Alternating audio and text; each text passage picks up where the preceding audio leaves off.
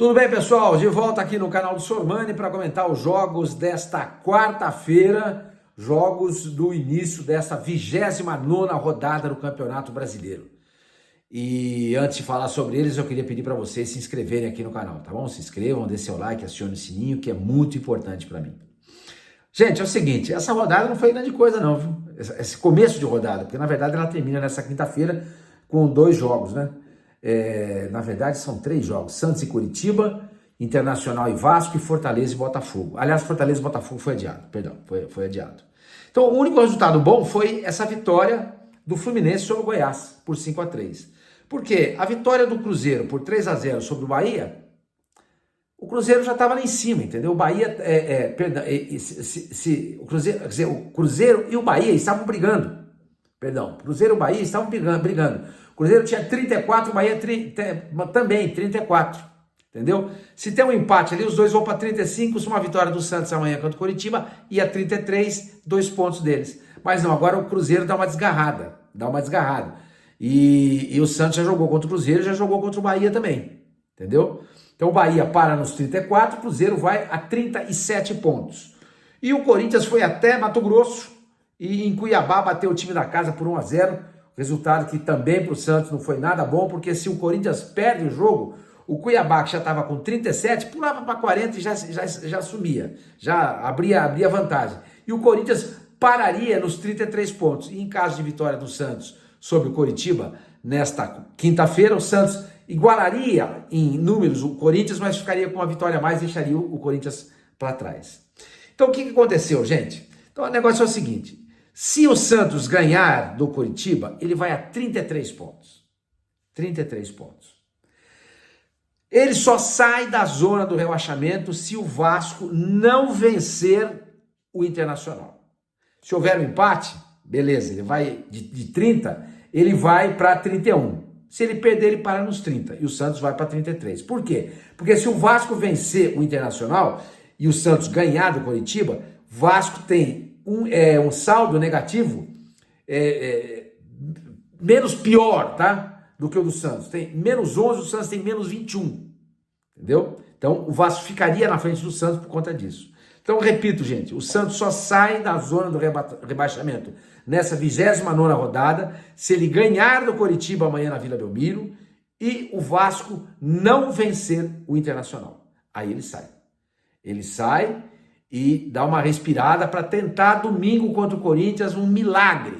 Porque vocês sabem como é que é o confronto de Santos e Corinthians. O Santos adora perder para o Corinthians. Já perdeu no primeiro turno na Vila por 1-0. Foi a primeira vitória do Vanderlei fora de casa. Não tinha vencido ninguém. Foi lá na Vila e ganhou do Santos 2-0. O Santos tem um trauma terrível com o Corinthians. A exceção da época do Pelé, obviamente, e também do Robinho. Nem na época do Neymar o Santos levava vantagem. Vocês se lembram? Na semifinal da Libertadores de 2012, o Santos foi eliminado pelo Corinthians. Gol do Sheik na Vila por 1-0, depois o empate 1-1 no Pacaembu, gol do Neymar e gol do Danilo pro Corinthians.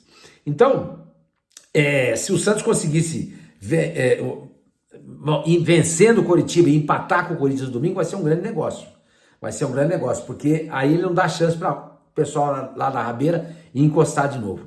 A situação é dramática, né? Vocês estão vendo, a situação é muito complicada e eu vi hoje que o meu amigo Ricardinho Martins, né, com quem eu trabalhei na Fox, comentando que os jogadores do Santos, depois o Ademir até confirmou, tiveram um bicho de R$1 milhão por conta da vitória contra o Palmeiras, para dividir, não é 1 milhão para cada um, para dividir para o grupo. O bicho, na verdade, era de 500 mil. E como foi diante do Palmeiras, eles pediram para dobrar, porque é uma vitória expressiva, 3 pontos sobre o Palmeiras, a quem não vencia havia 4 anos, tal, e a diretoria topou.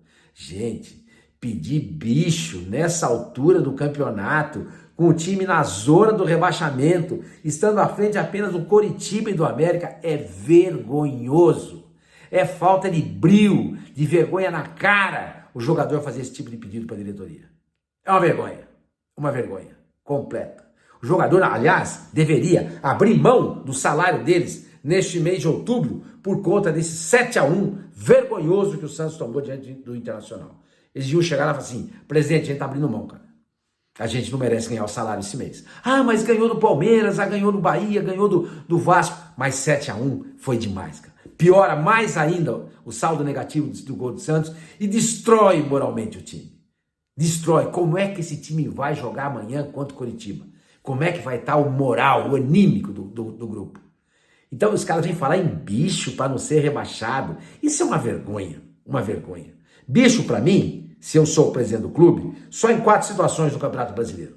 Por ser campeão, por se classificar entre os 4 diretamente para a fase de grupos da Libertadores, ou então se classificar também pela fase pré da Libertadores ou uma vaga na Sul-Americana. Dali para baixo não tem bicho, cara.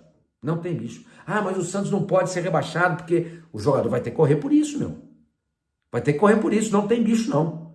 Não tem bicho, não. Se eu sou o presidente, eu faço isso.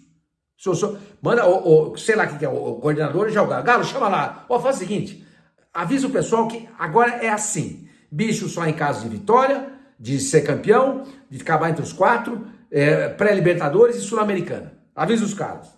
Se alguém não gostou, se alguém achou ruim, ou se o grupo não achou ruim, fala para vir aqui 3 ou 4 conversar comigo. É assim que você tem que tratar, velho. É assim que você tem que tratar. Receber bicho por estar em 18º lugar no Campeonato Brasileiro, isso é uma vergonha. Aliás, o bicho é uma das maiores vergonhas do esporte. O bicho no futebol é uma das maiores vergonhas do esporte. Por quê? Porque o cara, se ele recebe bicho para ganhar e para empatar, ele recebe o salário dele para perder. O salário dele é para perder. Porque ele já ganha um prêmio quando ele ganha e ele empata. Ou seja, se ele não ganha, se ele perder, o salário pinga, ou seja, o salário é para perder. Uma vergonha, uma vergonha. E para fechar essa conversa nossa, rapaziada, é o seguinte, o Vladimir não vai pro jogo, diz que sentiu o ciático, etc e tal. Vocês acreditam? Conversa. O cara não tinha condições psicológicas de entrar na Vila Belmiro amanhã com a torcida seguramente vaiando o cara. Luvinha debaixo do braço, indo pro banco de reserva. Inventaram uma contusão, deixaram ele lá de fora. Estão falando aí que ele pode rescindir o contrato. Tá? O contrato dele vai até o final de 2025, ou seja, 23, 24 e 25. Foi renovado pelo Rueda, na calada da noite. Só ficamos sabendo quando apareceu no bid. Porque ele não teve coragem de contar isso. Porque ele sabia que estava fazendo coisa errada. Aliás, mais uma, né? Mais uma. Aliás, se você souber de alguma coisa boa que o Rueda fez, você conta para mim que eu tô querendo saber, tá bom? Então, o Vladimir tá fora. Estão dizendo então que ele pode rescindir o contrato. E se rescindir o contrato, eu espero que ele tenha amor ao Santos, que ele diz ter, e abre mão da multa. Não quero nada. O Ricardo Goulart, quando saiu do Santos, ele fez isso. Ele abriu mão da multa. Estava se lesionando, não estava jogando bem. Chegou lá para o presidente Coelho e falou: presidente, vamos fazer o seguinte, vamos encerrar esse contrato? Eu não pago nada, vocês não pagam nada para mim. Tá bom? Fechado? Fechado. O Vladimir tem que fazer isso. Exatamente isso que ele tem que fazer. Entendeu? Então, gente, é isso. A situação está complicada.